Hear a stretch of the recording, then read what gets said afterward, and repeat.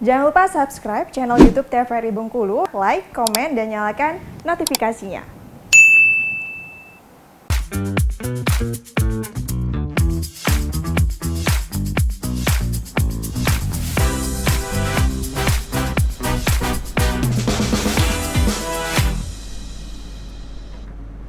Assalamualaikum warahmatullahi wabarakatuh. Salam jumpa pemirsa TVRI Bengkulu. Jumpa kembali bersama saya Agnes Ramadhani dalam acara Opini Obrolan Pagi ini. Nah, Opini Obrolan Pagi ini tema kita yaitu hidroponik nih, bersama dengan Bang Daeng selaku pembudidaya tanaman buah hidroponik. Selamat pagi Bang Daeng.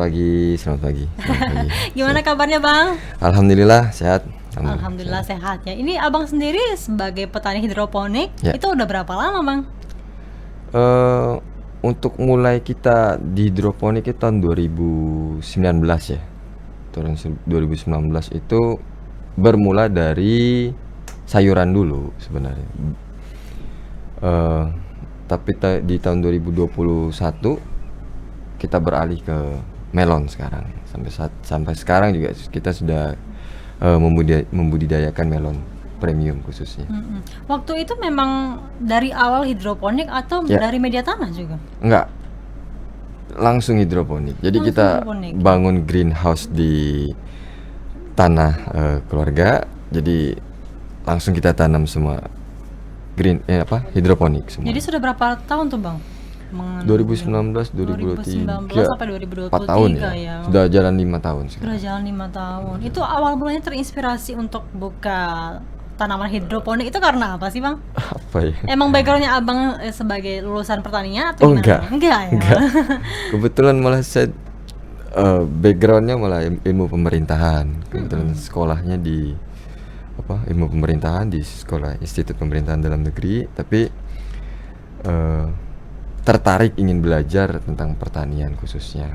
Jadi awalnya karena manfaatkan lahan keluarga, mau diapakan ini kira-kira mau diusahain apalah kira-kira ya. Ya searching, baca-baca, cari literasi, ketemulah ini hidroponik ini. Kayaknya perawatannya nggak terlalu rumit, pengerjaannya nggak juga terlalu rumit, serba otomatis. Jadi kita tinggal aja bisa hidup tanamannya, kira-kira kayak gitu kan. Karena kita ada juga pekerjaan lainnya, jadi itu sampingannya yang bisa bekerja tanpa harus dipantau 100% satu harian gitu. Jadi makanya kita ke hidroponik. Nah, di hidroponik itu, di sayuran itu ada ini juga sih kesulitannya juga, khususnya di pemasaran ya. Makanya kita sudah dari sayur itu, makanya kita beralih ke buah-buahan sekarang. Emangnya awalnya lahan keluarga itu dulunya fungsinya apa tuh? Kosong aja. Ya, kosong. Jadi ya saya sudah lulus, saya pulang. Ya sudah, kita manfaatin aja sama orang tua almarhum. Kebetulan waktu itu diskusi gimana pengennya buka peternakan. Cuma karena kondisi di sana itu pemukiman, tidak mungkin untuk dibangun untuk peternakan. Ya sudah deh, hidroponik aja kayaknya aman di sana, tidak ada limbah, tidak ada polusi di sana. Ya sudah, kita bangun greenhouse.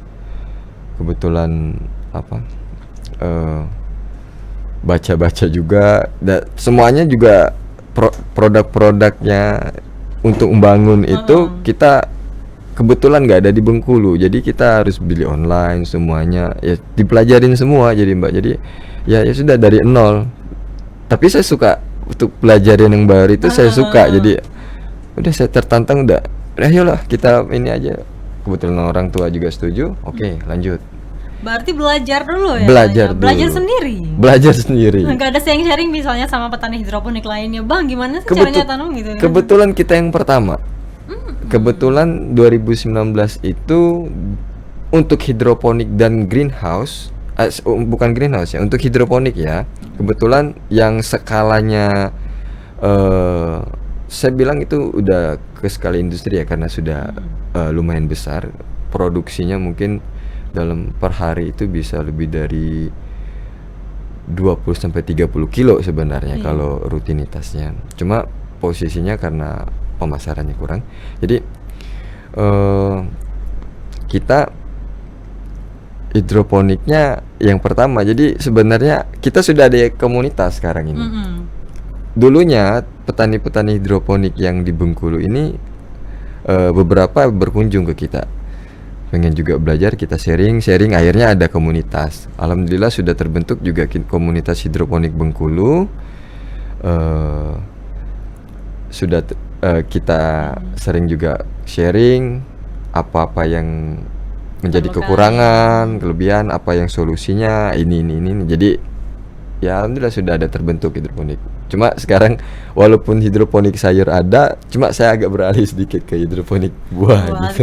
Iya. Berarti waktu itu di tahun 2019 abang ini termasuk yang pertama kali ya? Iya, kebetulan kalau ya? saya pantau saya yang pertama. Kebetulan ya, saya belum tahu karena sebelum dari 2019 itu kan saya nggak di Bengkulu ya, posisinya pendidikan tidak memantau di Bengkulu.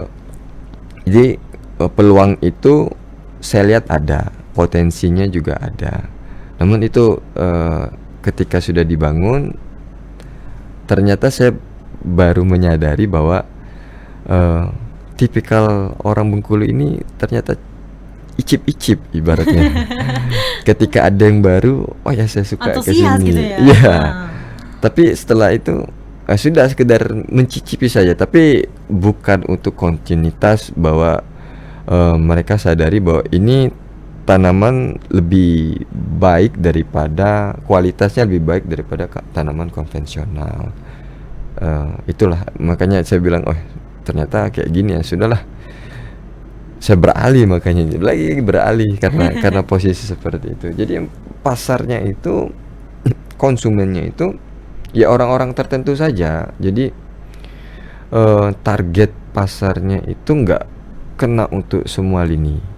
Makanya saya kalau di melon, di buah, mau menengah dari bawah sampai ke atas pun pasti suka dan mampu untuk beli gitu.